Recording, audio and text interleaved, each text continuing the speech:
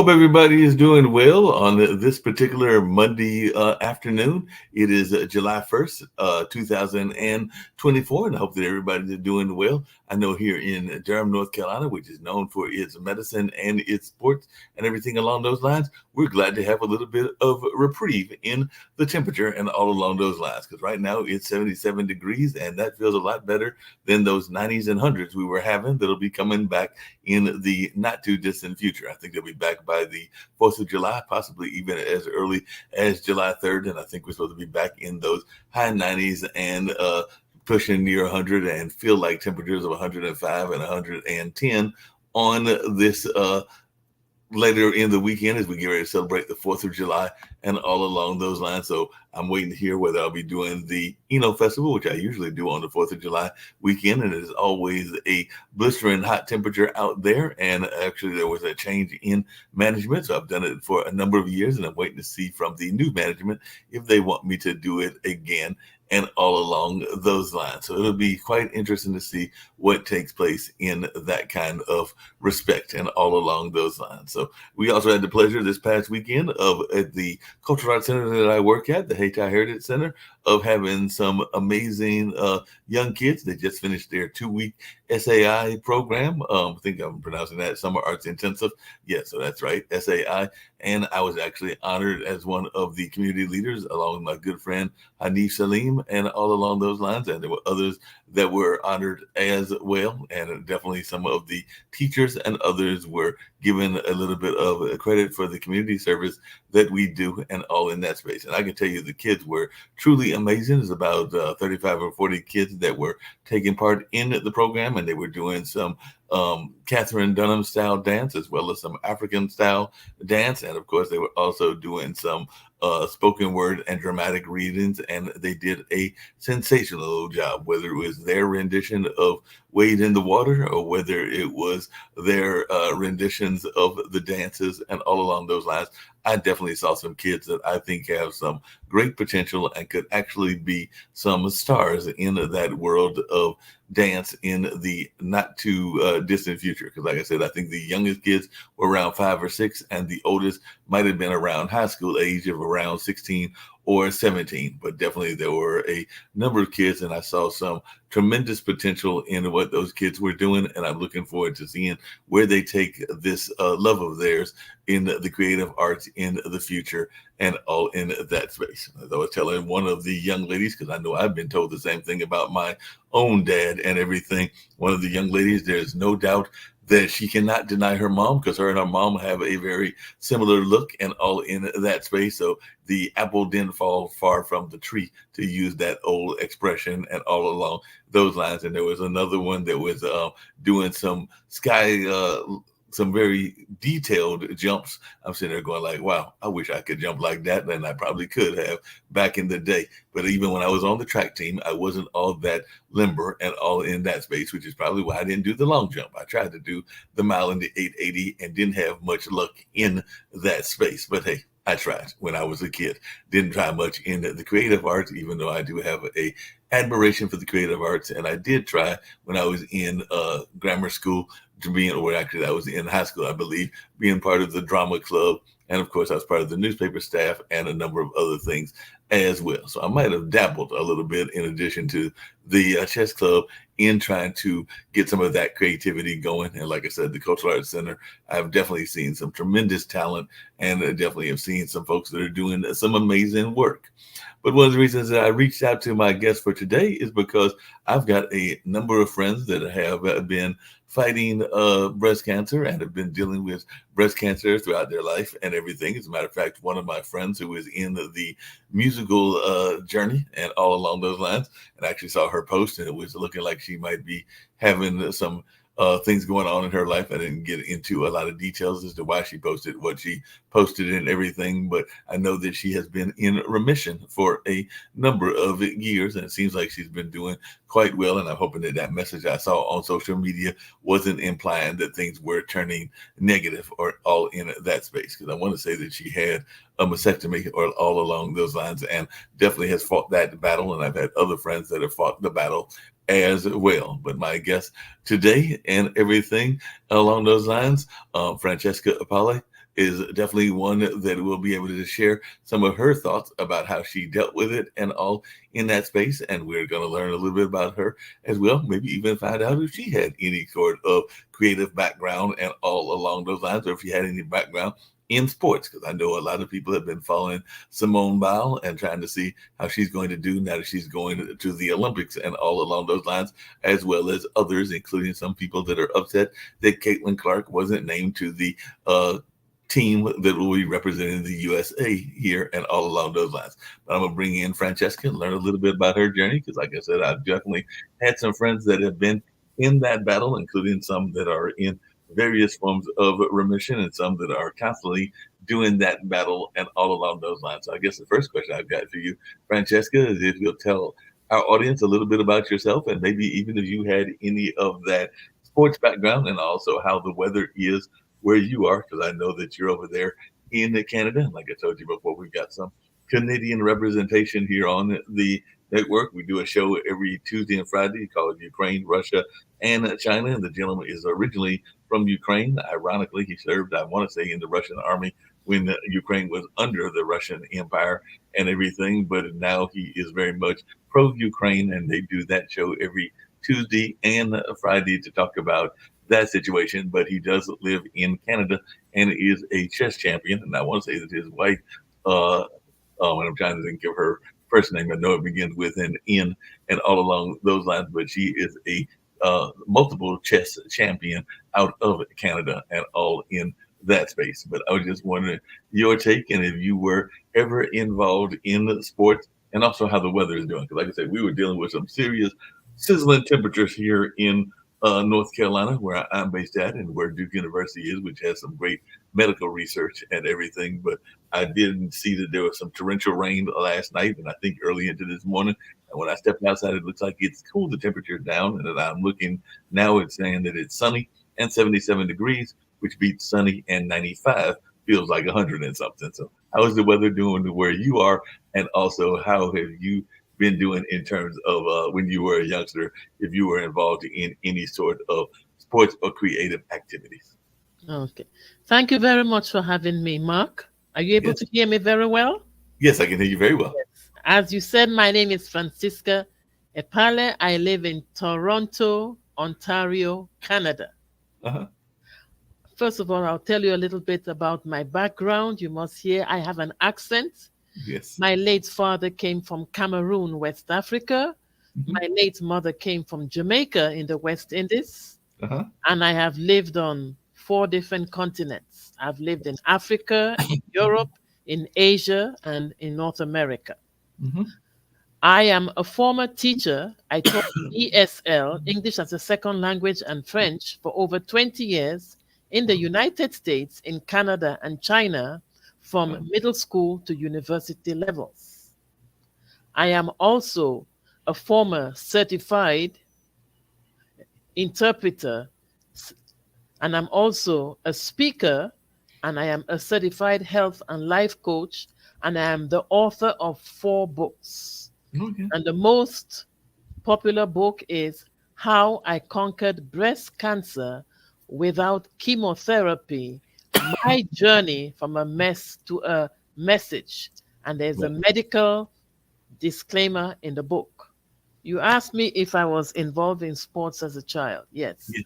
I was involved. I used to play a little bit of basketball. I'm a really tall girl. I'm Mhm. 5'11". My parents were both 5'10", and I'm Wow. 5'11". And right now, as I am a breast cancer thriver, I exercise daily with a fitness coach. Oh, well, that's important to exercise daily. One thing that you don't know about the network is I know that they're very big on the education system. They oftentimes talk about fiscal literacy and all along those lines. So now that I know that you are in the education space and definitely want to get to this cancer journey as well, I was just wondering your take as one that has taught, because actually I had a lady that was one of my guests on last week who has actually got a multitude of views on YouTube, but she teaches English as a second language to a lot of non-English speakers and all along those lines. And she has had a tremendous success in that space. And I want to say she was from Eastern Europe and all in that kind of space. So she might have been like either from Poland or one of those other areas in that kind of Eastern European theater. But I just wanted your take because I do know that that's something that the network founders Kim Calhoun and Nick Balveda are big on, is this notion of whether we are teaching enough in our society about important issues, including health and all along those lines. So I was just wondering your take on the North American education system. My take on the North American education system, in my opinion, it is easier than in some countries. Mhm. When I went to university, I did my post-secondary education in the United States. I lived in the United States prior to moving to Canada, and I found the education to be very easy. I remember I was in class with an African student, and we were doing multiple choice. Mhm. I think it was biology. So after he finished it, he asked the professor, "May I have the part two?" The professor said, "What part two? This is multiple choice. This must be part one. Where's part two? The real stuff, the essay." "No, this is all the test." He said, "This is university. You call this a test?" I told him to take it easy. This is America. Don't challenge the professor. So you see, it's a different kind of system. I found American education to be very easy. It wasn't challenging. I did my bachelor's in 3 years, my Wow. master's in 2 years. I found it easy.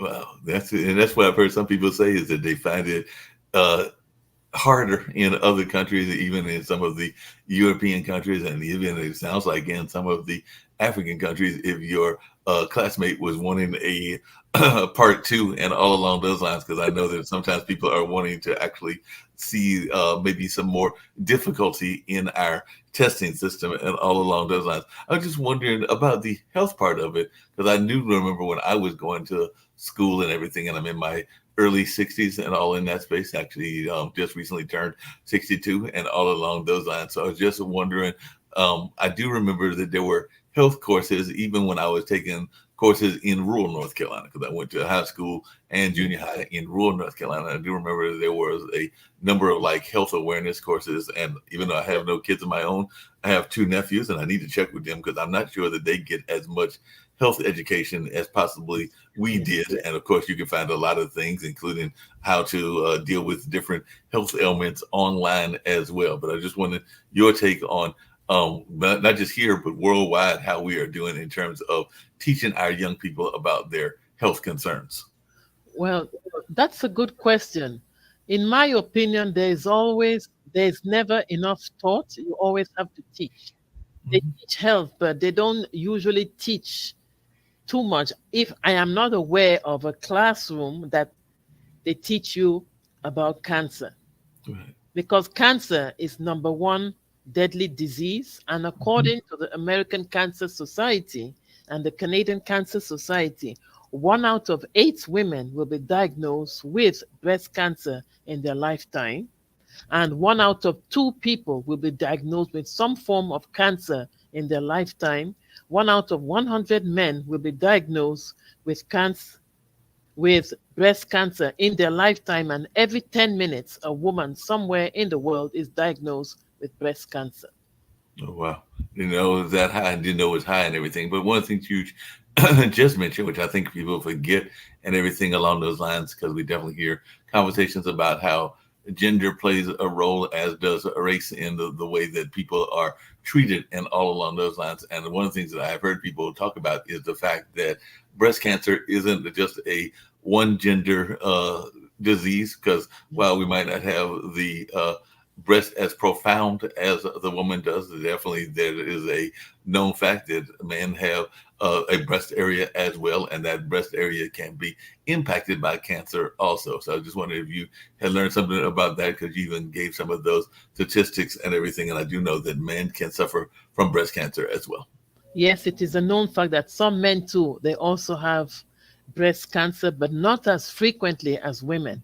1 out of 100 men will have breast cancer in their lifetime. It's mostly women who usually suffer from breast cancer.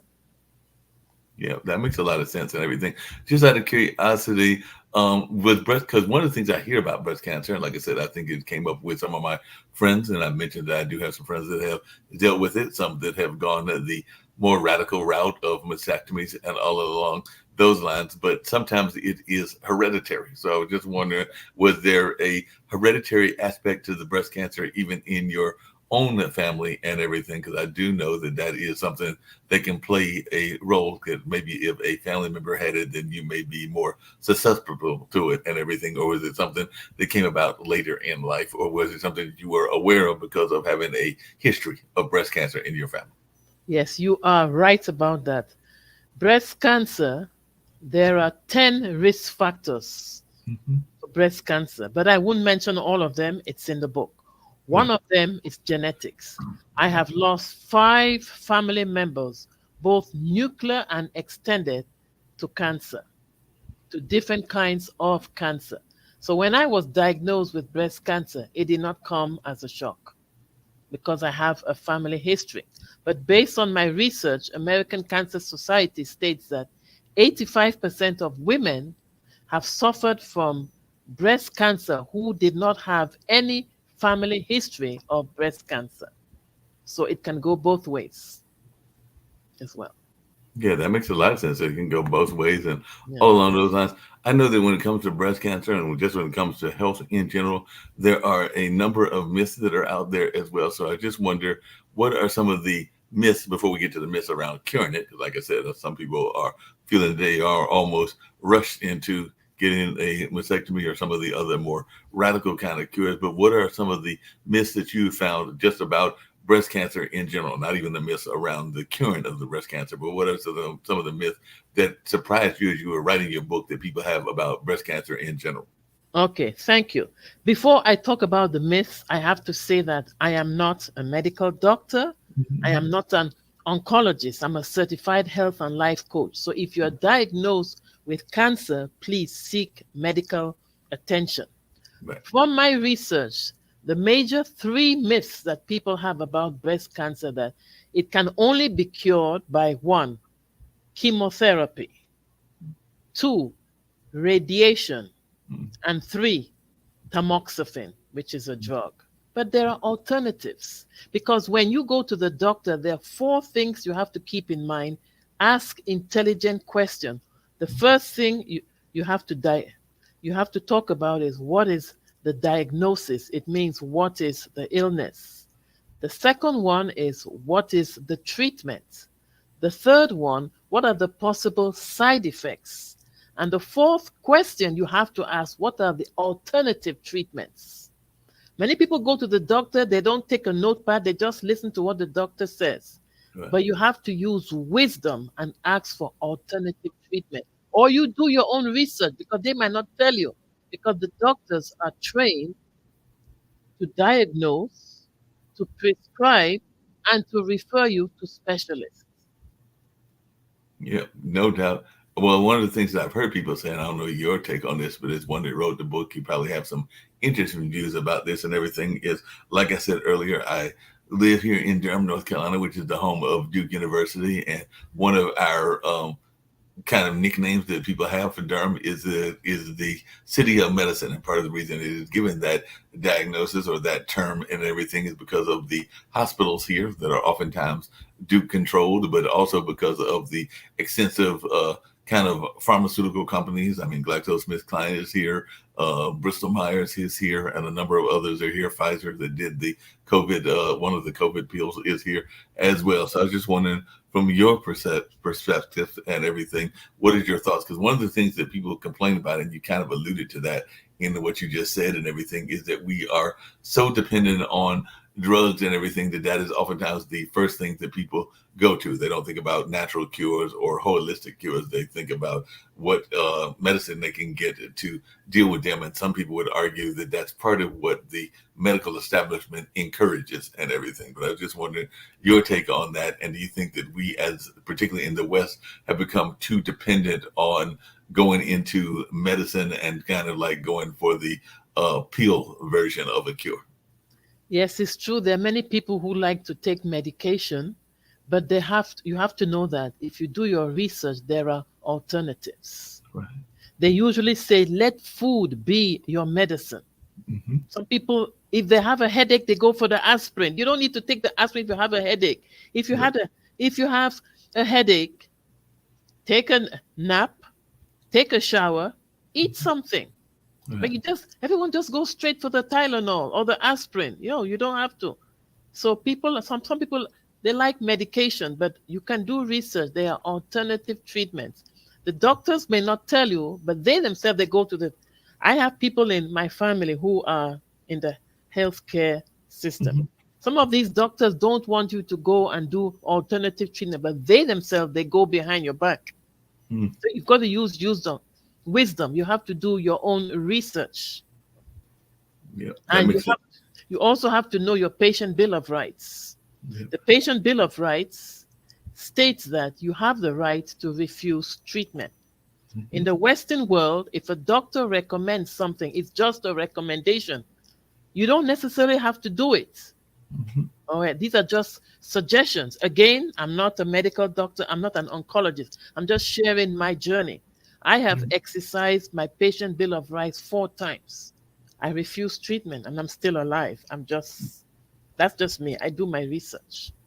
You definitely have to do your research. One of the things that I was curious about, because my own mother, who is now, I have to remember the age 82, and dad is 84, and they've definitely had their own health journeys and are still dealing with various health issues and everything. I mean, mom is dealing with some stuff with her eye, and dad is dealing with some stuff with his heart and everything. But I do know that one of the things that they will be quick to do, and I think that it's kind of to your point, we don't do enough and everything, is that they will sometimes take a moment to and educate the doctors or even the nurses. I remember that one time, and this might have been about a year or two ago, when mom was in the hospital for a simple procedure and everything. And I think the doctor was getting ready to give her something that was going to be, he was going to have a negative reaction to in terms of the food that they were going to give her and everything along those lines. And versus chastising the person, she took it as an opportunity to educate the nurse on why that was not a good move and why that was something that she did not need to do in that particular situation. But I don't know that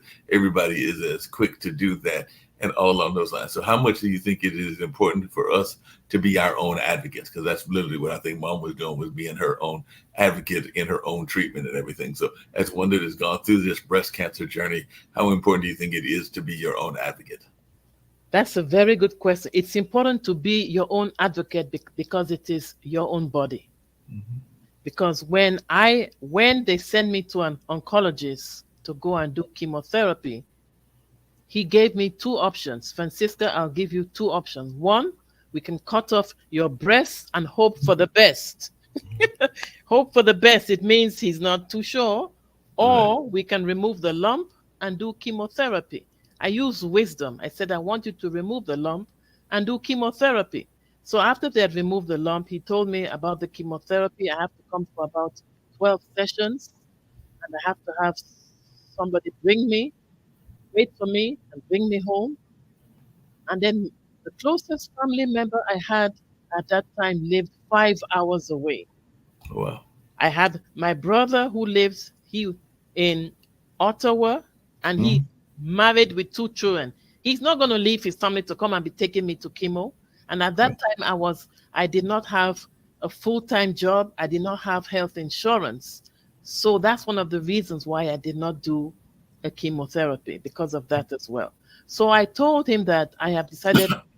Before I said no to chemotherapy, I asked him, so what are some of the side effects of chemotherapy? He said, apart from losing your hair, he said, oh, you can get tired. I said, I'm always tired, so that's not a side effect. So when I refused chemotherapy, this is what he said: I have been an oncologist for 25 years. No patient of mine has ever refused chemotherapy. I told him to relax, take it easy. I'm just exercising my patient bill of rights. Then he kept quiet. He said, Mhm. okay, if you're not going to do chemotherapy, I want you to go downstairs and schedule yourself for radiation. I was polite and I said, okay. I already had in mind that I wasn't going to do it, but I just said, okay. I went downstairs and they told me what I had to do. Then I told the lady that I don't think I'm going to do radiation. I changed my mind. I don't think so. Mhm. Fast forward a year later, after I had seen a naturopathic doctor, they told me to go back to the oncologist for a follow up. And he said, oh my God, whatever that doctor did, he did a good job. So this is a guy who was upset that I did not do chemo. A year later, he says he was happy. You are really good. And I had to go back again for the second year, and he was very happy. He said, you don't need to see me again. You just need to see your family doctor. Ironically, 5 years later, I went to a book launch for a friend of mine, and I met a lady who said, I know you. Are you not the lady who refused chemotherapy? I said, yes. So how are you doing now? I said that I am better and I've written a book. She said, I need to buy your book. I said, when you buy this book, do not take it to the hospital. I don't want any oncologist to see the book. I said, okay. So she bought my book on the spot. So you Well, be your own advocate because it is your own body. Because when I refused the chemotherapy and the radiation, my family doctor said, okay, if you have refused that, then you should do some tamoxifen. I said, no, I'm not taking it. He said, okay, it's your body. yeah. That makes a lot of sense because you would know your body better than anybody else would know their body and all along those lines and everything. Now, one of the things I've heard people talk about, and like I said, so far, knock on wood, not had to deal with that particular health ailment and all along those lines. But I was just wondering your thoughts because one of the things, and you kind of alluded to it in one of your answers, that people are concerned about when they think about breast cancer treatment is the notion of vanity. Because I do know that some people will say that they don't want to deal with the chemotherapy, not saying in your case, because of the loss of hair. And I do know some women that even though my friend did have that mastectomy, that there are some people, because that is such a vital part of the sexuality of women, and even to some degree the way that men treat women and everything, that they don't want to lose that part of their body, even though it's only one part of their body compared to the rest of the body and everything else in the mind and the emotions and everything else in that space. But I was just wondering, how much do you think people get caught up in vanity when they are thinking about treatment, whether it's the loss of hair or whether it's the loss of the breasts and all in that space? So I was just wondering, how much do you think that people are too concerned about a vanity aspect? It depends on the individual. I can speak for myself. At that time, I was sharing accommodation. So I did not want the person I was staying with to face my problems of breast cancer. Because if you lose your hair, you don't, but they're wigs. They have wigs. But I personally, after losing 5 family members to cancer, as a matter of fact, I had my brother who passed away 3 months after I was diagnosed with cancer. And he suffered cancer for 11 years. The chemo provoked 2 other cancers. So he had 3 different cancers, one after the other. And during his last days, he was so skinny. He was wearing diapers and he had tubes all over his body. And when the doctor came in the room, he asked him, so, do you want to die in the hospital or do you want to die at home? My brother just looked at him as if to say in his head, screw you. You're telling me that I'm going to die? I think that was wrong. I asked a friend who is a nurse. She said, they have the right to ask. I said, no, not so bluntly like that. Ask the family, right? Or you could ask, when he enters the hospital, how would you like to transition? The way he said it, he said, okay, you don't have to answer. We'll figure out something. He had lost so much weight, he had to use a walker. In his last days, they had to waive the visitation hours because my sister came from England, my brother came from Ottawa, Canada, I came from Toronto, Canada, and he had so many friends and family and co-workers who came to the hospital. They said they have never seen a patient who is so loved by many. So I saw what he went through. I said, is this what chemotherapy does to you? I decided not to do it. I think I did the right choice. It's my body. Whatever I choose to do on my body is nobody's business but mine. I didn't want to lose my hair. I'm a proud person. I didn't want to lose my hair and wear the wigs because those wigs itch. They itch you as well.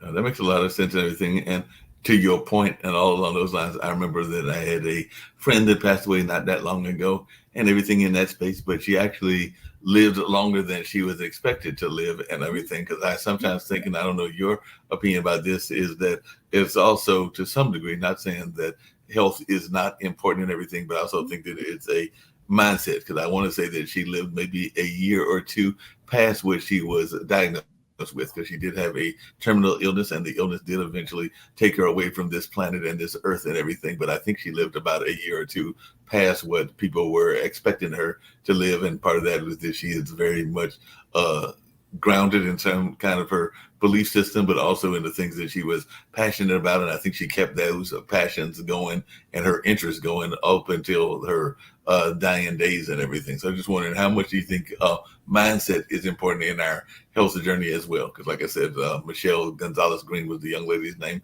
And I think she did wind up living about a year or two past what the doctors had told her she would live till and everything. Mindset is important in everything, not only health, in business, in your Mhm. career, in everything in life. If you have the right mindset, you can do well. As a matter of fact, I'm going to reveal a family secret. My Mhm. cousin told me that after my brother died, she said that he told her that the doctors had given him 5 years to live. I Right. said, I didn't know that. He told me in confidence, I am his cousin, extended family. You are his sister. He's not going to tell you that because he knows that you won't handle it. But he had lived past the 5 years. So Right. he knew he wasn't going to live long. So that was a family secret that he told only my cousin, but told her not to tell us. Right. Another secret that I will share, a family secret, when he was diagnosed with cancer, he sent an email to all his siblings and told us not to tell our mother. Our father had passed away. Our mother was a nurse and Mhm. he was her favorite child. So if she knew that her son had cancer, it would lead her to a quick grave, and she worries a lot. So my mother died without knowing that her son had cancer. So Well, certain secrets, it didn't hurt anybody, right? It was right. a family secret we kept amongst the brothers and sisters. So if they give you a lifespan that you only have 5 years to live, he went to Mexico for his 60th birthday and he had so much fun. I'm sure he knew that he wasn't going to live long because he told us that he asked his doctor, how much longer do I have to live? I am more than 5 years. He said, well, the doctor was smart and did not want to tell him. He said, I cannot tell you exactly when you're going to die. I don't know. He he covered it up. I'm sure he knew, but he didn't want to tell him that he was going to die. He just said, I can't tell you exactly when you're going to die. I don't know. They Right. covered it up because they knew he was going to die.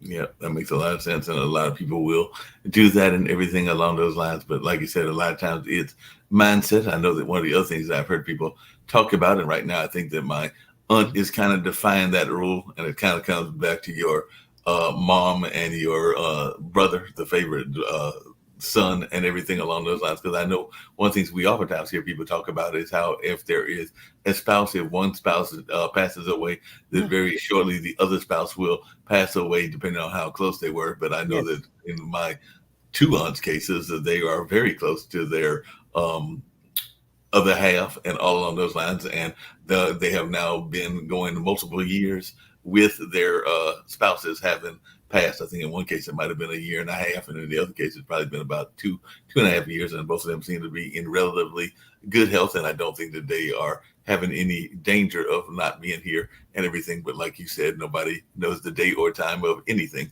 in that space and all along those lines. But I just wanted your thoughts, because there are definitely some notions that if people are close, that if one passes, the other one will be not far behind. But the whole question of mindset, I think a lot of it has to do with mindset. And if you've got a will to live and a reason to live, and I know that in both of the cases of the aunts that I'm thinking about, they've got grandkids as well as, I want to say, in some cases, even great grandkids that they would like to see how far they can see them develop before they decide to make that next journey and everything in that space. But I just wanted your take about the closeness when people are close together, like your mother and your brother. When you are close with somebody, it will affect you. I'll give you an example.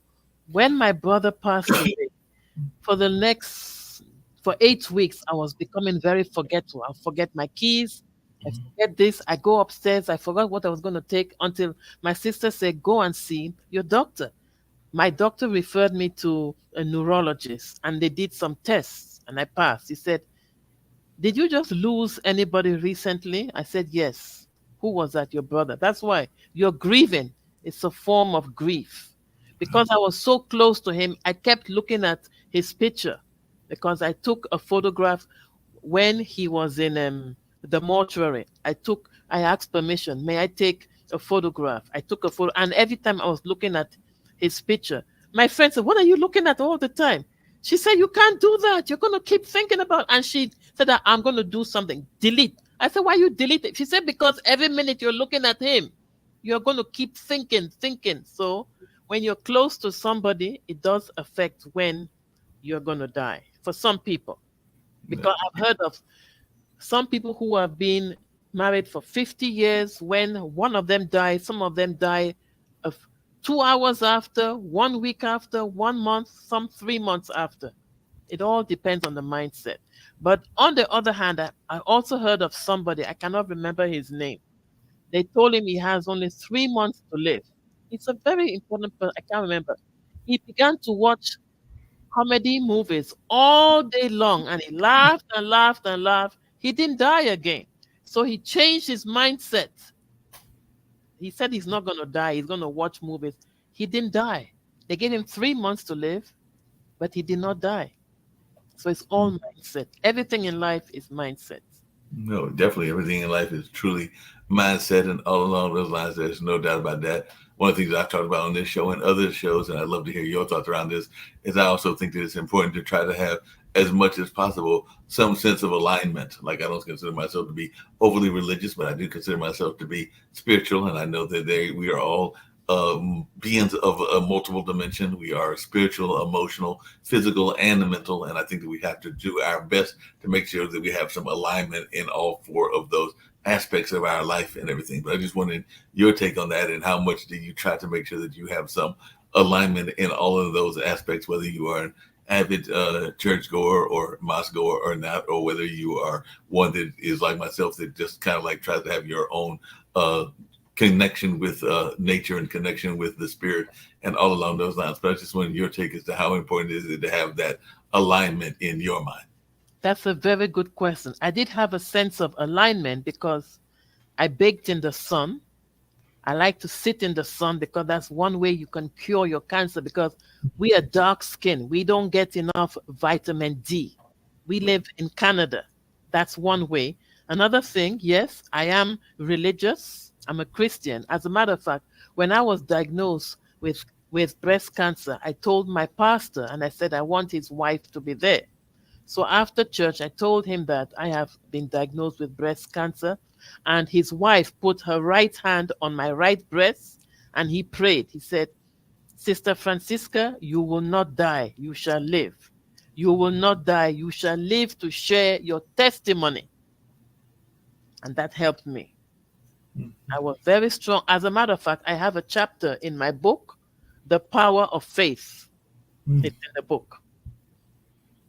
Yeah, that power of faith is very important. I know a lot of people talk about that and how important that faith walk is, and how Yes. important it is to have a sense of a greater purpose and all along those lines.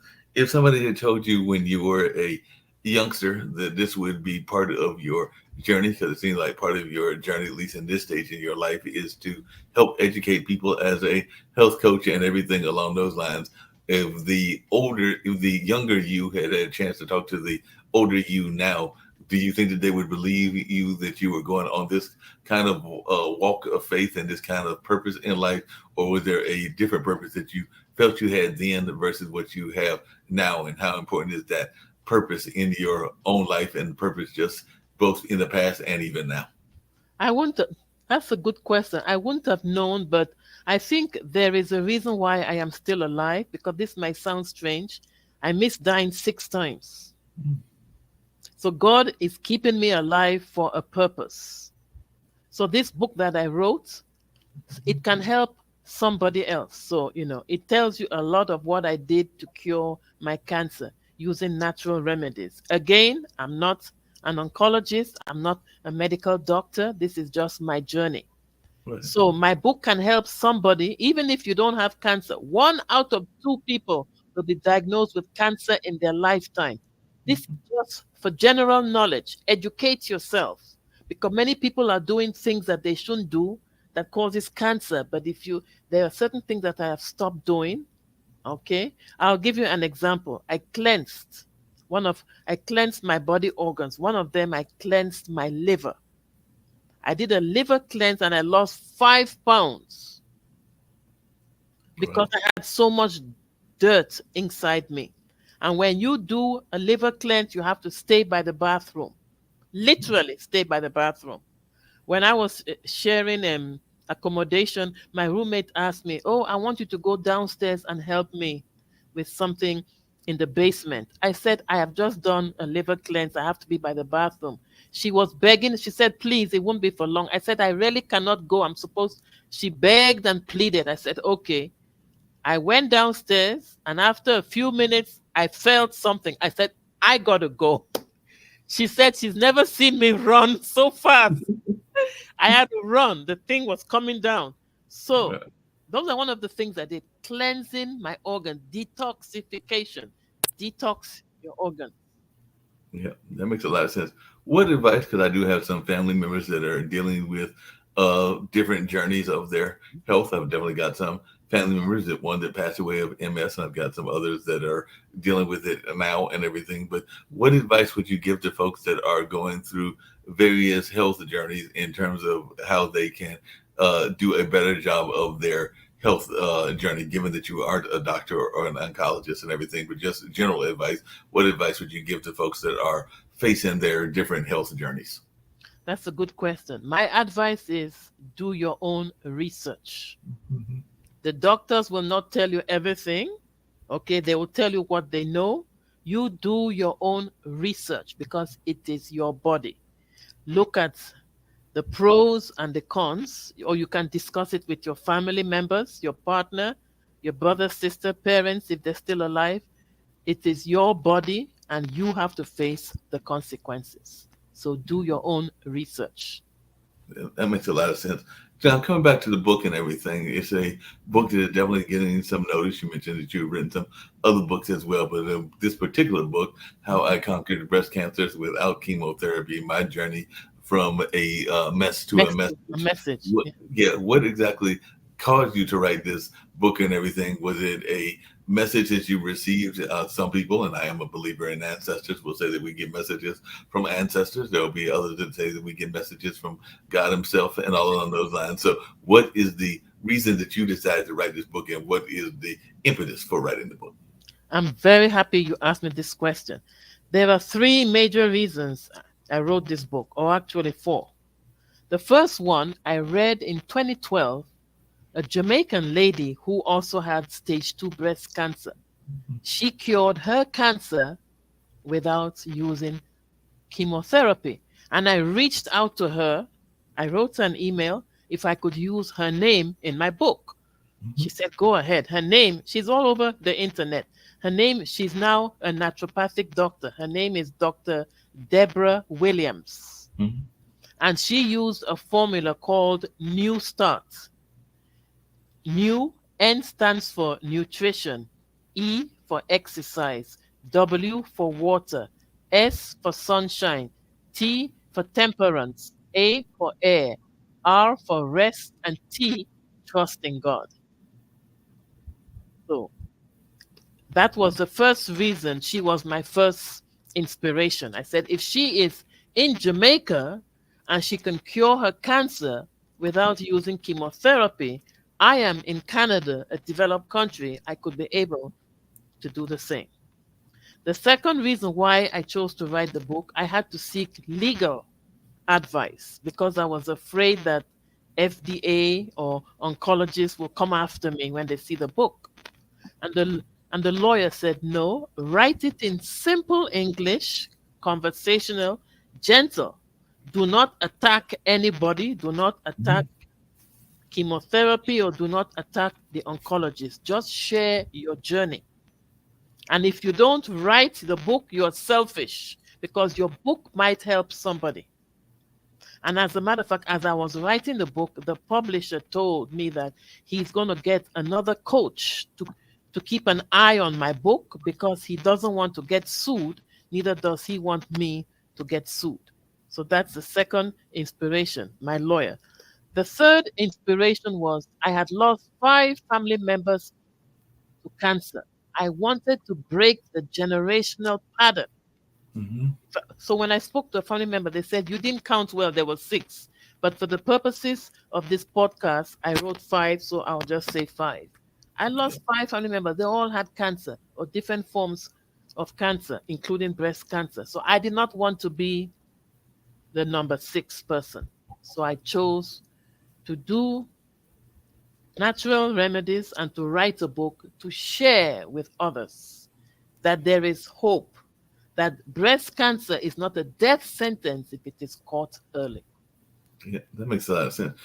You mentioned natural remedies. I know a lot of people that are into various forms of natural remedies. Definitely here in the South, here in the United States, there are a number of people that will look at different things, including different plants that they feel can do a better job of cures and everything. You'd asked me earlier when we first came on about ethnicity, and it's mostly may not be able to tell because of the light skin, but we in the African American tradition come in various shades and everything. So it is majority African American, just about on the lighter skin complexion. But I do have relatives and some bloodline that is both the European and Native American, and I do know that both of those, both the African American and the Native American side, are very much involved in natural cures and have been involved in natural cures for a number of years. I remember even growing up hearing about the medicinal purposes and reasons around something called poke salad and all along those lines, and even dandelions and other things that had Yes. medicinal purposes. But I was just wondering, what are some of the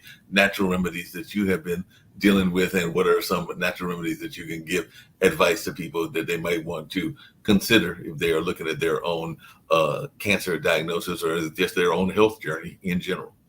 Some of the natural remedies is the sun, the sunshine.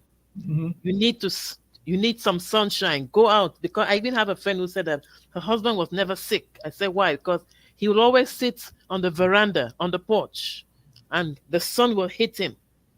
Sun is good. It's a myth that sun will give you, it depends. Now, again, I'm not a doctor. I'm just saying for my journey, I soaked in the sun. When I go to the grocery store, I park far away so I can walk in the sun. I don't always like to park close. I'm a different kind of person. Most people want to park close by, but I park far so I can walk in the sun, and I walk slowly. I go for walk. I exercise. I have a fitness coach. I work with him every day.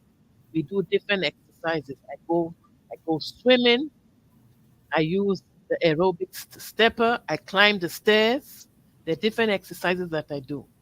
Those are some of the natural remedies. Some people don't exercise enough, or they don't exercise at all. I know of some people who they said, "Oh, I'm married. I don't need to exercise." I said, "That's not enough exercise. Whatever you're thinking of."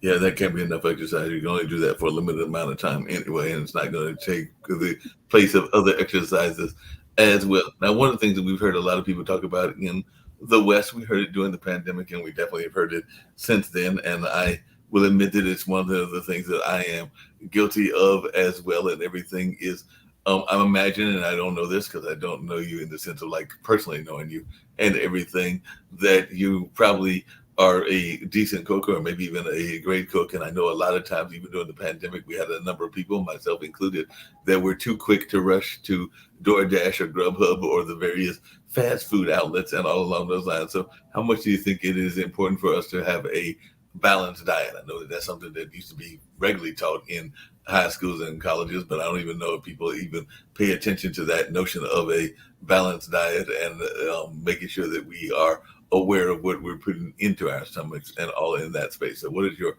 take on the importance of a balanced diet to the health journey as well? It's very important to have a balanced diet. Many people say that I don't look my age. If I tell you I look much younger than my age. Let your food be your medicine. Don't always rush for the medicine. Food. It's important to have a balanced diet. Like everything in life, You need work-life balance. Right. Just like your food, you need to have a balanced meal to prevent you from having illnesses and to make you look fit and strong. Because some people, they get sick too because they're eating the wrong types of food. And some people look older because they don't eat the right types of food. So it's important to have a balanced diet so that you will be fit, you know, and you can do your work well. Speaking of work-life balance, I know because a good friend of mine is on one of our other shows talks about the importance of honesty and all along those lines. But I was wondering how much is the kind of animosity and letting other negativities impact our health as well? Because I've heard a lot of people that are either pro one candidate or pro another candidate, and sometimes I feel that they let the toxins that go into the whole battle of even putting up with a opinion around a number of issues, whether that's on abortion, whether that's on things that the LGBT community might be thinking about, or whether that's whether Trump or Biden should be president and everything. So how much do you think that negative energy can also impact our health as well? Because I personally think that a lot of times we spend too much time worrying about things that we may not have any control over one way or the other and everything. So I just wondering how much does negativity, even negativity at the job, because I know sometimes we get caught up in work politics as well. So how much does negativity hurt in our health journey? Some people, they have done research. I was reading a book, I can't remember the book, where there were two people, two prisoners. Mm-hmm. One looked up and saw the stars. One looked down and saw mud. So Mm-hmm. the prisoner who looked up and saw the stars was hopeful. The person who looked down and saw mud was pessimistic.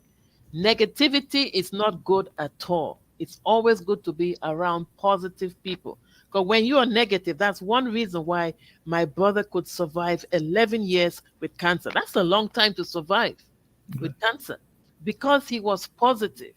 He read that if you are ill and you're negative, it can lead you to a quick grave. Mm-hmm. So do the things that you enjoy doing. He used to travel still, even though he had cancer. He traveled. There was even a time when he was on sick leave for 6 months, and he was in the hospital bed, and he saw they were terminating people from his job. He called his boss. Do I still have a job? She said, not only do you have a job, you have a promotion upon your return.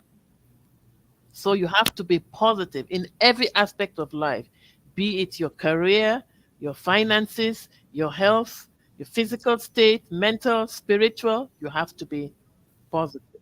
No, that makes a lot of sense. I know that one things people will do sometimes is there's this whole notion of a bucket list. There was a whole movie, I think it starred Morgan Freeman, if I remember correctly, and everything along those lines and everything. But it's the notion of as you get older, it's some things that you were hoping to do that you maybe had not gotten to do. So you go out with this notion of accomplishing a bucket list. I've got a friend, and they're actually going with their mom, I think to someplace overseas. I can't remember whether it's Italy or something along those lines. But one of the things that they are hoping to do is to go on a hot air balloon, because some things that are on people's bucket list might be even appealing to me, because I could see definitely going and floating in the air in a basket. That seems relatively safe. I don't know. I've had some friends that have tried it, that I want to fall out of a plane and the whole skydiving thing, because that seems a little bit more risky. Not saying that a hot air balloon isn't risky, but the falling out of a plane seems more risky. And then I've got some folks that have contemplated hang gliding, and I'm kind of on the border as to whether I would try that one. I know that I'm not, at least now, going to try skydiving, at least not on my bucket list, if you want to go by that bucket list term and everything. So I was wondering, one, what do you think about people that try to do these daredevil things as they are either rebonding with family members, or if they are feeling that there is toward the end of life and everything? And in that same space, what would be on Francesca's own personal bucket list? Not that we're thinking that there's going to be any time in the near future that you're not going to be here, but what would be on your own personal bucket list? That's a good question. Those who want to go and do those adventurous things like bungee jumping and zip lining, to each his own. I don't do those kind of dangerous things because some of those people have died in the process. I've heard of a bungee jumper who the cord broke and he fell and died. But to each his own, right? Right. What is on my own bucket list right now? Let me think. That's a good question. To meet Oprah. If Oprah Winfrey can lay her hands on my book so that many people can buy this book, it Mhm. will help a lot of people. Because it saved my life. Reading is good. If I had not read about that lady in Jamaica, I wouldn't have known about it. So I would like this to be in the hands of many people. So if I could get Oprah Winfrey to get a hand of my book so that it will be in a book club, that's one thing on my bucket list. Well, ironically, two things that could possibly help that happen. I'm not saying that it would happen and everything, but let me just share two stories with you. One that involves a sadder version, and the other one that may give you some hope of that possibility and everything. But there was a time, and this was well before the pandemic, that there was a gentleman that was doing some development in the downtown area, and particularly around the African American community and all along those lines. And he definitely put up a big sign that said that we want Oprah, because he was trying to get Oprah to come here to Durham, North Carolina. Unfortunately, he was killed before that desire could be realized and everything along those lines. So he wasn't even like able to do it because of a natural death. It was actually an unnatural death that happened, and that's the reason that it did not happen. And I won't say that that was multiple decades ago, but people still, one of the buildings, even though it's changed ownership two or three times, it is still known as the Oprah Building, because people literally remember that that was the sign that he put on the wall, and everything on the like outside of the building was "We want Oprah," and all in that space. So it is now to this day probably forward known as the Oprah Building. One of the things that can tell you about Durham is Durham has a very rich history, and part of that rich history is around race relations, because it's one of the original Black Wall Streets, along with Tulsa and even to some degree Central Park in New York, and Rosewood down in Florida, and a number of other places that were affluent and all along those lines. And part of that affluency was that both the Black elite and the white elite kind of merged and kind of like had some intermingling that went on. So one of those families is the Spalding family, and all in that space. And it is my understanding that one of the members of the Spalding family, because he's actually come down to North Carolina to speak a couple of times at North Carolina Mutual and a couple of other places, is a gentleman that you may know named Stedman Graham. So Stedman Graham I met is him. Oprah's longtime other half and all in that space. So he has some ties to North Carolina. So I can see if I can reach out to some people that may know Stedman, and who knows, maybe you and Stedman listen to this show from time to time. So maybe that is an end around way. Then maybe we can see if the book can get to Oprah and everything. Because I actually did a social work conference. It's about how people that are in the social work field can also go after money, because it was about investments and funding and different jobs that social workers can have as well. So there's a number of social workers from around the country. I think some even in Canada, and maybe even other parts of the world as well. But that took place, I think it was last October, if my memory has served me correctly. And Stedman was the keynote speaker. So I may even have Stedman's address somewhere as well, because of being the producer of that said festival, and the organizers of that festival came on this network a couple of times as well. So like I said, it's a long shot, but hey, long shots have happened even in the horse race. So I'm not saying that will happen. I'm not even saying that he'll listen to anything that I say, but I can at least put it out there in the universe, and we can see if anybody that is listening to this show may also know Stedman and can get it into the hands of Oprah, or maybe they know some other Oprah people like Gayle King and others. So that just because you wish it doesn't mean it can't happen. So it could possibly still happen, and all along those lines. So I know we got a few more minutes to go before I get ready to wrap up and everything. I've certainly enjoyed this conversation, as I thought I would, and everything, but I just wondered if people are interested in getting the book, and then a couple other questions I was going to get to as well before we totally wrap and everything. How would they obtain your book, and how would they get the book? And if you want to share your mission statement at that time as well, I'm sure people would be interested in that as well. But how would folks actually obtain your book? Very good. My book is available on Amazon, both as an ebook and as a hard copy. And my mission statement is helping women get confidence in navigating their health options. Yeah, that makes a lot of sense. That's a great mission and everything. there's a question I get to ask everybody on all of the shows that I do and everything, and I'll get to that as well. But before I get to that, I was just wondering what words of wisdom would you give to the women that are listening and just to the audience in general? And then the question that I usually ask would be something similar, but it may have a different twist based on the way I ask it and everything. But what words of wisdom would you give to folks that are interested in your words of thought? Final words of wisdom.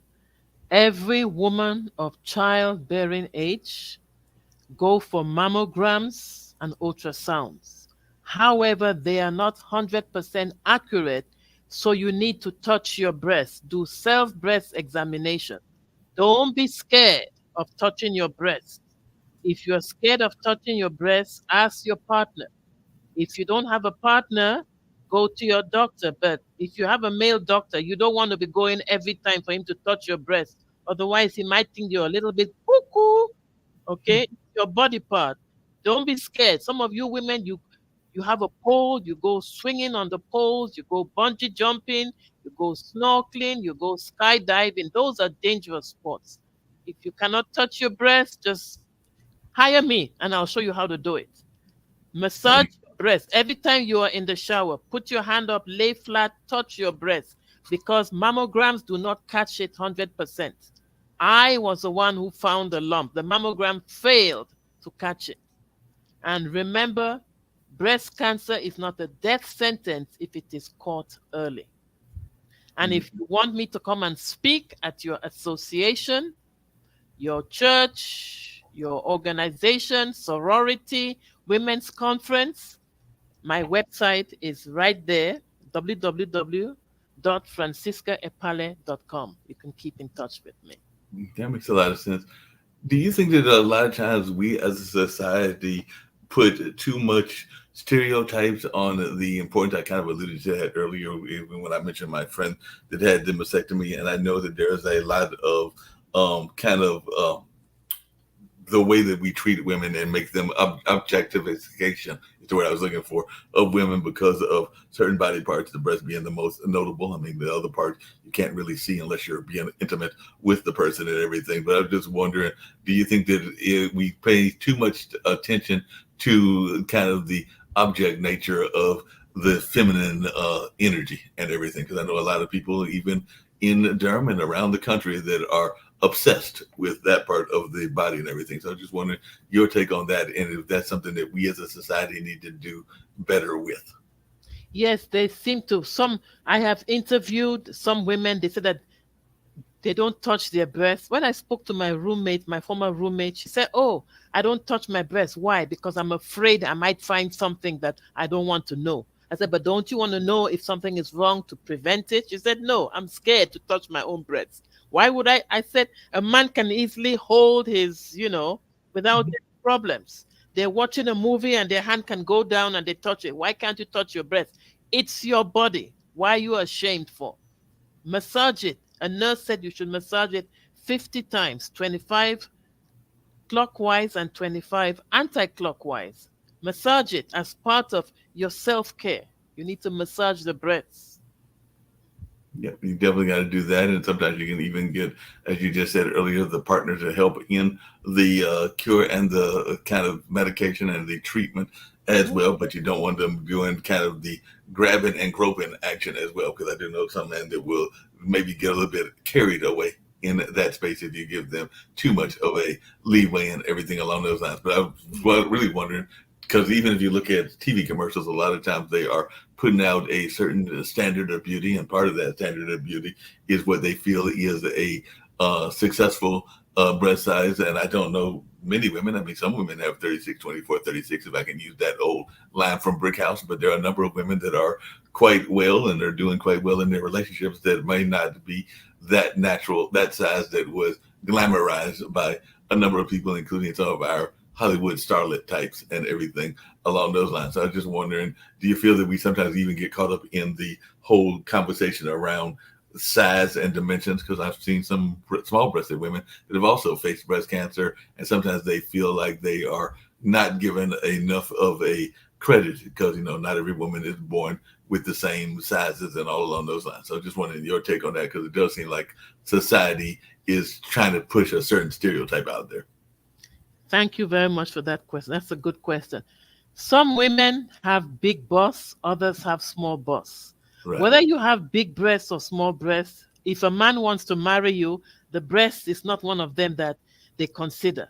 They consider different factors because you could have big breasts and you don't have anything upstairs. You could have Right. small breasts. You can. What they're looking for is not the breast size.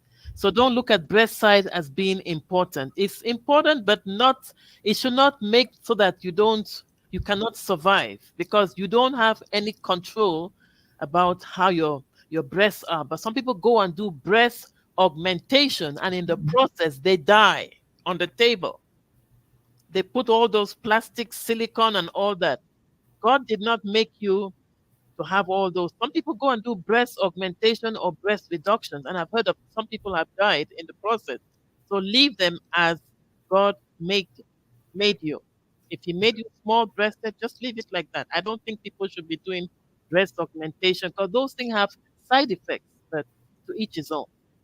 Because I'm imagining some of those side effects, and I don't know this for a fact because like you, I'm not a doctor or an oncologist, but I imagine that in some cases, those side effects could even lead to some of the cancers that we're talking about. Because if you're injecting some foreign things into your body, it might even add to what happens in terms of the health of the body as well. So, like I said, I'm not saying because I'm not a plastic surgeon either. So there might be some reasons, even in terms of like being a part of a fire or part of other things that there might be reasons to have these surgeries and everything. But if you're doing it as a vanity project, you might be putting yourself at health risk and all along those lines. But like I said, I'm not a plastic surgeon or an oncologist, but I was just wondering your take on that as one that is a health coach. Do you think that some of these people could be putting themselves at risk? Yes, they could definitely be putting themselves at risk. When they do any procedure, it's risky. But when you try to do things like to do breast augmentation, it might affect you eventually. There are different bras that can make you look bigger. Instead of you to go, in my opinion now, if instead of you to do a breast augmentation, buy a bra that makes you look bigger. There are different kinds of bras out there that make you look bigger. They could wear those instead. That's my opinion. No, that makes a lot of sense, and that's a great opinion and everything. You had earlier mentioned, like I said, maybe about another 5 minutes, and then we'll wrap everything up. But you had earlier mentioned about the work-life balance, and that is something that I oftentimes talk about on this show and everything. Because one of the things we talk about is work-life balance and how you can have that work-life balance. Another thing we talk about on this show and other shows is this whole notion of the imposter syndrome. So I was just wondering, even when you wrote this book, with their family members or even times that you had to deal with your own internal critic, because we all have an internal critic. I know that even in my own life, and like I said, I just recently hit the 62 mark, that there have been relationships that I have not pursued because I was having that whole inner conversation. And even to that part that you brought up about your, I think it was your cousin or one of your family members, and the job market and everything. There have been times that I have literally talked myself out of jobs, even though I was probably the better qualified person for the job, but I was having that whole internal critic. So I was just wondering, as you were writing this book, how did you deal with that internal critic? Because we all have an internal critic that will sometimes have us not do the things that we should do, whether that's in relationships, whether that's in jobs, whether that's even in our family dynamics. I've even seen internal critics hurt us in terms of family relationships. Don't have any kids of my own, but I've even seen that with nephews and with other people that are younger and everything. So I just wanted your take on how you personally coped with the inner critic. Okay, could you rephrase that, please? The inner critic is like that, what some people call in the coaching world, the imposter syndrome. So the belief that you are not as good as you actually think you are and everything. So how have you dealt with that? Or did you ever have that in your own life? Because I know some even business coaches and health coaches that sometimes have got this notion that they are not, that they have self-doubt. That's what I was looking for. They have their own self-doubt. And how did you address your own internal self-doubt even when you were writing the book? How did I address it? That's a good question. I have to think about that. How I address myself down. I have to think about that. No one has ever asked me this question before, so I'm thinking. No problem.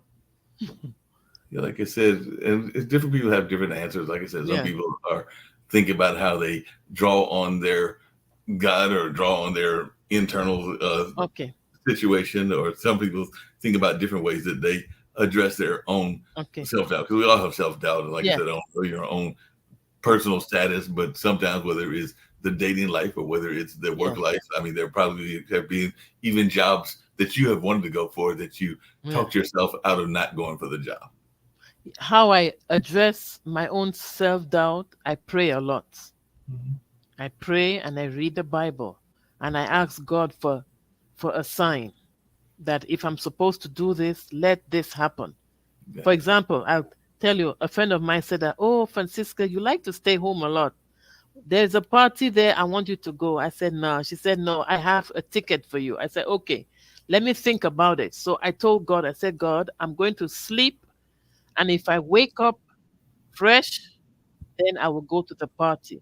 But if I take a nap and I wake up and I'm still tired, then I should not go to the party. And guess what? I slept and I woke up, I was still tired. I called Mhm. my friend, I said, I don't think I'll make it. She said, thank you for letting me know I'll sell your ticket. So Mhm. I went to God for him to tell me, should I go to this party or not? I woke up restless. So I pray a lot to God and I ask him for answers and I read the Bible as well. Yeah, that makes a lot of sense, and that's what a lot of people do. Is the way to conquer it is to figure out what God is telling them and everything in that space. I had earlier reference, and I know that some cultures, and particularly some African cultures, and you mentioned having that as part of your own family tree. So I was wondering, in addition to God, how important is your connection to your ancestors, including those that have passed away from this cancer journey and everything? Because I do know that in some particularly African nations and even some Asian nations, it is very important to have that connection to the ancestors to this day. And she passed away way back in '82. I consider my grandmother to be one of my mentors, even though she's been away from this planet now for about 42 years and everything. But I learned a lot from her during the time that she was here. And who knows, some of the lessons may even come back in dreams and everything. But I just wondered, how important is that ancestral connection to you? Ancestral connection is important, but however, I left Cameroon, West Africa, August 19th, 1984. So this year will make it 40 years. Well, And I regret to say I haven't returned to Cameroon because I hear the country has gone downhill. There's a lot gotcha. of corruption. So I'm afraid I won't be able to cope. I'm scared even of going back. My parents have passed away. I lost a brother, I lost a cousin, lost an aunt, lost an uncle. So I've lost many ancestors. So I'm not actually too close to them as I would like to. Many of my ancestors have passed away. Gotcha. That makes a lot of sense and everything. But like I said, this has been a thoroughly enjoyable conversation. I'll have to get you to come back and everything along those lines. One of the things that I get all my guests to do at the end of the show, because the network, meaning Pod TV, is a global network, meaning there are people and shows from around the world, including Malaysia, Canada. We have a gentleman that comes in regularly on our news show from Australia. There's some people even that on occasion come from New Zealand. We used to have a show come out of Nigeria, and definitely have guests from around the world and around the whole global community and all along those lines. So I am a big believer in positivity and messages of positivity and all along those lines. So call it my own ministry, for lack of a better term, and everything. But what message would you give in terms of positivity for this very divided world that we live in, where we see conflicts going all over the world and all over the not just nation of the United States, but in various other places as well? So what message of positivity would you give to our global community? And if you want to share one more time how you can be reached and how people can get the book. And by the way, I'll be adding the book. We do have a bookstore that is connected to Amazon. So I put all the guests. So I'll be sure to add your book and actually book, because it's not the only book that you've written and everything, to those bookstore and everything. But what message of positivity would you give to our global community? Thank you very much for having me. The message I will give to your global community is that in every negative situation, there is light at the end of the tunnel. As I'm a breast cancer thriver, I am a much better person. Ironically, I'm a much better person post cancer than pre cancer. My whole life is much better financially, spiritually, professionally, personally, mentally, emotionally. I am a much better person. So if anything negative happens to you, find a lesson. What did I learn from this? And find something positive. No matter how bad something is, there is something positive that you can learn from it. There is always light at the end of the tunnel. No doubt about that. Well, speaking of light at the end of the tunnel, we're going to go out and I'm going to ask you just quickly if you want to tell folks how they can reach you. But as soon as you tell them that, then we're going to go out with Can Do Spice Promo, which is a all natural spice brand. And actually, the lady that created this brand is actually a co-host of a show that airs on Thursday and everything. So Shawnee Smith created this in honor of her own father, but she explains that in the ad and all along those lines. And we may play one other one as well. But definitely tell folks how they can get a copy of that book and how they can reach you if they're interested in reaching you for coaching. And like I said, I've thoroughly enjoyed this conversation. I hope you enjoyed it as well. Did it go with some of the questions that you had mentioned and everything? But as you can tell, with my journalism background, I like to free flow. So I probably asked some questions that you weren't expecting and everything, but I thought you did a masterful job. And I definitely appreciated this time for us to have this conversation. Thank you very much. My book, How I Conquered Breast Cancer Without Chemotherapy, my journey from a mess to a message, can be found on Amazon. And if you live in Toronto, Canada, I have them here with me. We can meet up and I can autograph it because the whole of this week I'm off from work. And you can reach me on social media. I am on Facebook. I am on YouTube. I am on LinkedIn. I am on Instagram. And I have a website which is right here, www.franciscaepale.com. If you want me to come and speak about my book, or if you want to buy a book in bulk, if you invite me to speak and you want to order books in bulk, I'm also available for that as well. Thank you very much for having me. No problem. Looking forward to hopefully having you back on some other shows as well. But this was a very enriching conversation. So we're going to go out with Can Do Spices and maybe one from Karen Bradford, who does some speaking things in terms of voiceover work and all along those lines. But definitely have enjoyed this conversation and we're going to get on out of here. But a thoroughly great conversation with you, Francesca, and hopefully get a chance to have more conversations in the not too distant future. All right. Thank you very much. I'm looking forward to speaking with you again. Thank you very much again for inviting me on your show. No problem. Glad to do it. Okay. You know how people love to enjoy food and don't understand how to flavor their food or how to replicate a meal? They're interested in supplements but don't know where to begin? Well, what I do is I take the guesswork out of enjoying flavor and wellness with my flavorful spice blends so that they can create delicious meals with healing benefits. Can Do Spice was created to help cooks at any level enjoy healing through food. Every spice blend was designed to give added health benefits of natural herbs. Every blend is complete. There's no need to add any additional spice for a delicious meal. Saving you time and money while adding supplements to your meals can be both tasty and fun. My earliest memories in the kitchen began with my father, Kenny Can Do Bond, so it was fitting that I would name this line after him. I have always looked to natural remedies to supplement the body, and I found myself hiding herbs and minerals in foods for my family. That's when it hit me. Everyone needs Can Do Spice. Everyone should be having this. It's an exclusive brand for cooks at any level who want to create flavorful dishes with healing benefits that can satisfy the body and soul. Add a little spice to your life. Give Can Do Spice a try. The only trick you need to save time and money is to shop at Aldi. Aldi. Shop differently. Limitless length plus volume. Sensational from every angle. New Lash Sensational Sky High Mascara. Only from Maybelline, New York. Everything that touches your baby should be this comforting. Pampers Swaddlers. The #1 choice of hospitals is 2 times softer. All right, Trivago. Find me a hotel somewhere in Thailand where I can wake up with a view of the ocean. Awesome. The future. It's impossible to see. And when it's finally here, it might not be what you'd expect. It might just be better. Introducing Luxury Electric.